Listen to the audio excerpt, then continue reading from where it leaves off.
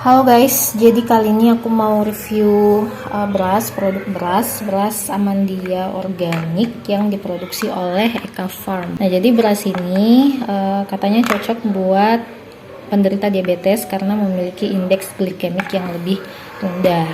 Nah, indeks glikemik yang lebih rendah itu dia punya waktu yang lebih lama untuk memproses gula gitu, untuk memproses karbohidrat menjadi glukosa. Kalian bisa cek lagi tentang indeks glikemik itu apa biar lebih jelasnya.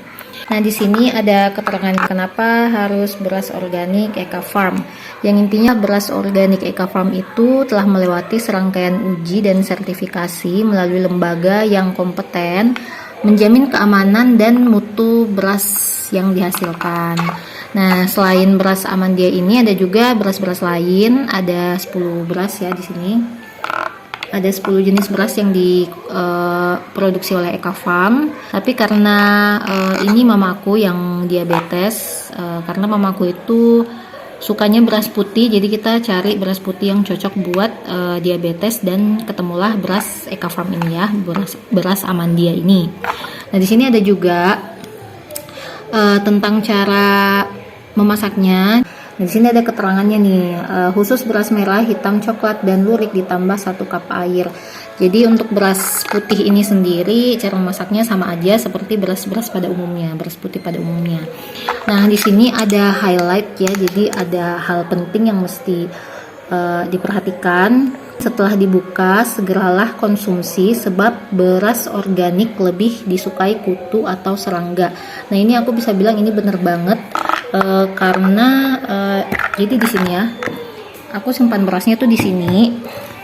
Nah, itu dia. Nah, itu berasnya udah mau habis ya guys. Nah, ini aku simpan di sini dan pernah adalah semut-semut yang mencoba untuk masuk, makanya aku kasih kayak gini. Kayak apa nih? Kapur ajaib ya untuk mencegah semut-semut ke kalian. Nah, ini dia berasnya guys. Berasnya tuh sangat-sangat mirip beras biasa. Kita mau bandingin dengan beras biasa ya. Nah, ini beras aku, beras mawar, beras biasa, beras kepala ya. Nah, kita bandingkan di sini antara dua beras ini. Kalau dari segi kebersihannya sih beras Amandia lebih bersih dibanding yang ini, dibanding yang beras biasa. Dan mungkin beras Amandia ini lebih apa ya istilahnya, kayak lebih nyatu antara satu dengan yang lain dibanding ini. Kalau ini tuh kayak apa ya, ini tuh bentuknya lebih random sih yang beras biasa. Ini beras mawar, aku belinya beras mawar, dan dia tuh kalau diginiin tuh nggak terlalu padat. Nah kan, sedangkan ini tuh kayak kelihatannya tuh lebih padat gitu kalau diginiin.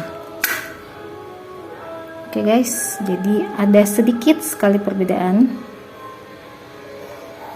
antara beras Amandia dan beras biasa. Nah, untuk berasnya sendiri setelah dimasak kayak gini guys.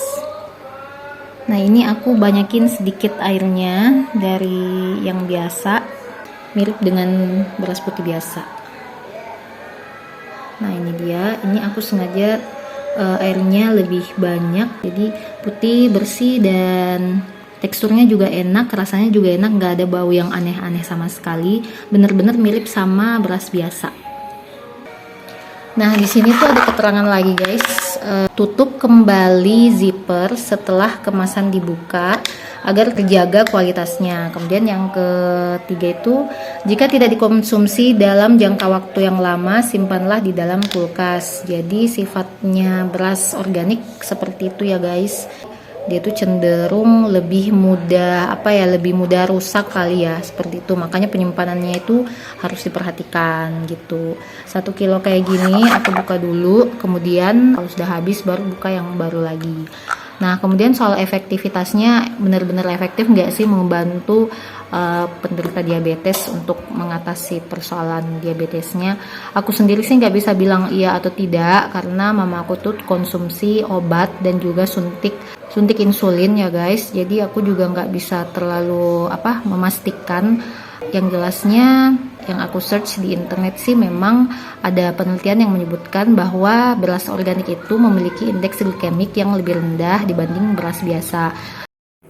Nah, ini dia hasil penelitian di Jurnal Ilmiah Mahasiswa Medisia. Di sini mereka membandingkan kenaikan kadar gula darah dari waktu ke waktu antara nasi organik dan nasi non-organik. Di sini bisa kalian lihat nasi organik yang bergaris biru itu, kenaikan kadar gula darahnya utamanya pada menit ke-45 itu lebih rendah dibanding nasi non-organik yang bergaris warna merah. Untuk harganya sendiri ini tuh harganya sekitar 38 sampai 40 ribu 1 kilonya guys. Cuma mungkin kalau di Pulau Jawa ya, Pulau Jawa mungkin lebih murah. Ini aku belinya di Makassar. Harganya di sini tuh sekitaran begitu 38 hingga 40 ribu. Jadi bisa dibilang lumayan pricey ya guys, karena beras biasa itu kan 1 kilo mungkin sekitar 12.000. Nah ini tuh 1 kilonya 39.000 guys. Nah kalau menurut aku sih kalau memang ada dana dan memang kalian tuh bener-bener pengen berhati-hati dalam mengkonsumsi beras, ini menurut aku cukup worth it untuk dikonsumsi. Selain punya indeks glikemik yang lebih rendah dibanding beras biasa, dia juga itu bagus gitu buat kesehatan secara umum. Jadi itu aja guys review aku kali ini. Thank you for watching. See you.